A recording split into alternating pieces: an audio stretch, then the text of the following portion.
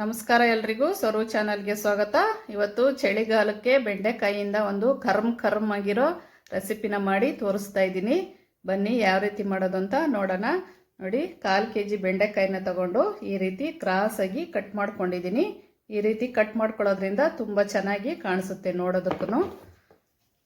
ನೋಡಿ, ಸೈಡ್ನ ಕಟ್ ಮಾಡಿಕೊಂಡು ಈ ರೀತಿ ಕ್ರಾಸ್ ಆಗಿ ಕಟ್ ಮಾಡ್ಕೋಬೇಕಾಗುತ್ತೆ.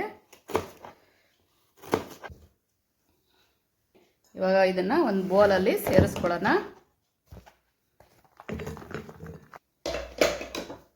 ನೋಡಿ, ಅದೇ ಬೌಲ್ಗೆ ಸ್ವಲ್ಪ ಕಡಲೆ ಬೀಜ, ಸ್ವಲ್ಪ ಕರಿಬೇವು, ಒಂದು 3 ಹಸಿರು ಮೆಣಸಿನ್ಕಾಯಿ ಸೇರಿಸ್ಕೊತಾ ಇದ್ದೀನಿ. ಇದನ್ನು ಪಕ್ಕಕ್ಕೆ ಇಟ್ಕೊಂಡು ಇದಕ್ಕೊಂದು ಸ್ಟಫಿಂಗ್ ರೆಡಿ ಮಾಡ್ಕೊಳ್ಳೋಣ. ನೋಡಿ, ಸ್ವಲ್ಪ ನೀರನ್ನ ಹಾಕ್ಕೊತಾ ಇದ್ದೀನಿ. ಹಾಗೆ ರುಚಿಗೆ ತಕ್ಕಷ್ಟು ಉಪ್ಪು, ಸ್ವಲ್ಪ ಗರಂ ಮಸಾಲ,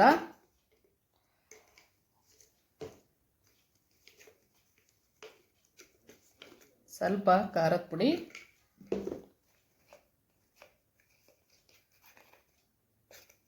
ಸ್ವಲ್ಪ ಅರಿಶಿಣದ ಪುಡಿ, ಸ್ವಲ್ಪ ಧನಿಯಾ ಪುಡಿ,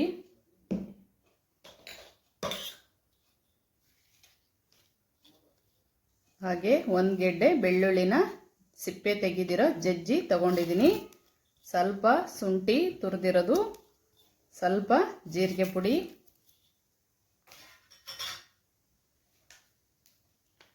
ಹಾಗೆ ಸ್ವಲ್ಪ ರೆಡ್ ಚಿಲ್ಲಿ ಸಾಸು,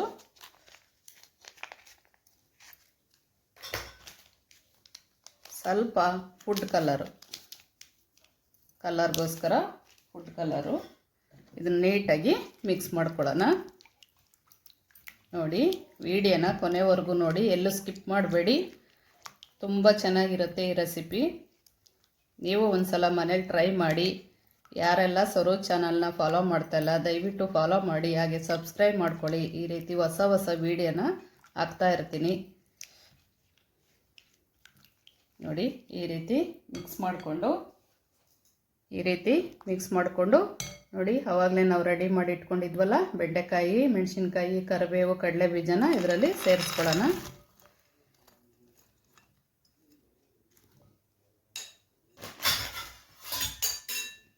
ಇದನ್ನ ಇವಾಗ ನೀಟಾಗಿ ಮಿಕ್ಸ್ ಮಾಡ್ಕೊಳ್ಳೋಣ. ಟೇಸ್ಟು ಅಷ್ಟೇ ತುಂಬ ಚೆನ್ನಾಗಿರುತ್ತೆ.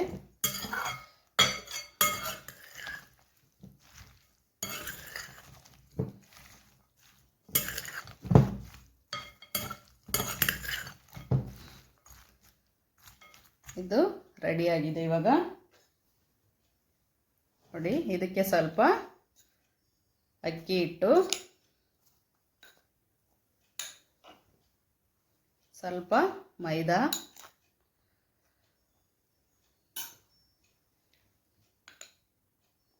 ಸ್ವಲ್ಪ ಕಾರ್ನ್ಫ್ಲವರ್,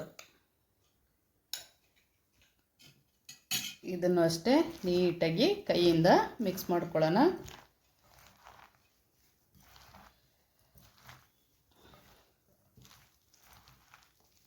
ಈ ರೀತಿ ನೀಟಾಗಿ ಮಿಕ್ಸ್ ಮಾಡಿಕೊಂಡು ನೋಡಿ, ಸ್ವಲ್ಪ ಎಣ್ಣೆಯಲ್ಲಿ ಕರೆದ್ಬಿಟ್ಟು ಟೇಸ್ಟ್ ನೋಡಿ. ಆಮೇಲೆ ನಿಮಗೆ ಉಪ್ಪು ಖಾರ ಕಮ್ಮಿ ಇದ್ದರೆ ಸೇರಿಸ್ಕೋಬೋದು. ಈ ರೀತಿ ಸ್ಟಫಿಂಗು ಎಲ್ಲದಕ್ಕೂ ಮೆತ್ಕೋಬೇಕು.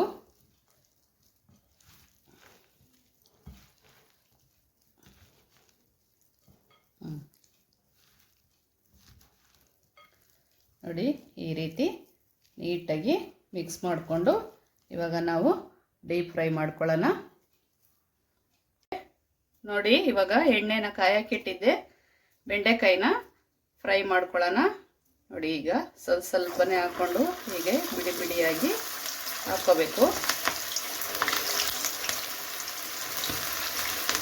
ನೋಡಿ, ಈ ರೀತಿ ಬಿಡಿಯಾಗಿ ಹಾಕ್ಕೋಬೇಕಾಗುತ್ತೆ.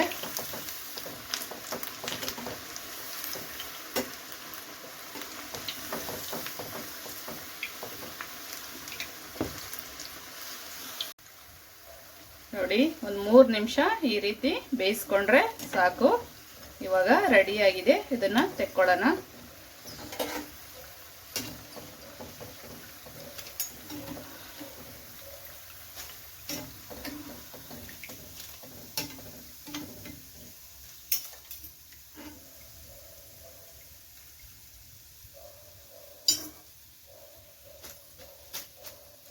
ಇದನ್ನೊಂದು ಬೌಲಲ್ಲಿ ಹಾಕ್ಕೊಂಡು ಎಲ್ಲ ಬೆಂಡೆಕಾಯಿನೂ ಇದೇ ಥರ ಡೀಪ್ ಫ್ರೈ ಮಾಡ್ಕೊಳ್ಳೋಣ.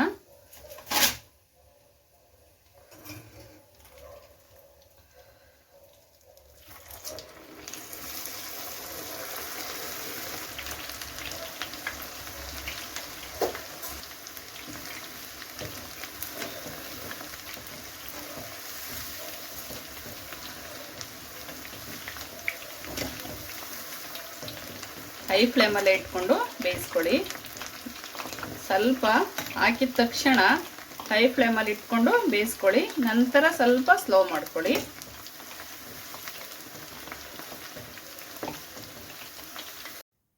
ನೋಡಿ, ಕರುಮ್ ಡೀಪ್ ಫ್ರೈ ಬೆಂಡೆಕಾಯಿ ರೆಡಿಯಾಗಿದೆ. ನಾವು ಹಾಕಿರೋ ಕಡಲೆ ಬೀಜ ಎಲ್ಲ ಅದಕ್ಕೆ ಸ್ಟಫಿಂಗಲ್ಲಿ ನೀಟಾಗಿ ಸೇರ್ಕೊಂಡಿದೆ ನೋಡಿ ಈ ರೀತಿ. ಇವಾಗ ಸ್ವಲ್ಪ ಟೇಸ್ಟ್ ನೋಡೋಣ. ಆಹಾ, ಸೌಂಡ್ ಕೇಳಿಸ್ತಾ ಇದೆಯಾ ನೋಡಿ, ಕರ್ಮ್ ಅಂತ ಬಂದಿದೆ. ನಾನು ಮಾಡಿರೋ ಈ ವಿಡಿಯೋ ಇಷ್ಟ ಆದರೆ ದಯವಿಟ್ಟು ಸರೋಜ್ ಚಾನಲ್ನ ಸಬ್ಸ್ಕ್ರೈಬ್ ಮಾಡ್ಕೊಳ್ಳಿ. ಮತ್ತೆ ಯಾಕೆ ತಡ, ಇವತ್ತು ಸಂಡೇ ಬೇರೆ, ನೀವು ಮನೇಲಿ ಒಂದ್ಸಲ ಟ್ರೈ ಮಾಡಿ. ವಿಡಿಯೋ ನೋಡಿದ್ದಕ್ಕಾಗಿ ಧನ್ಯವಾದಗಳು.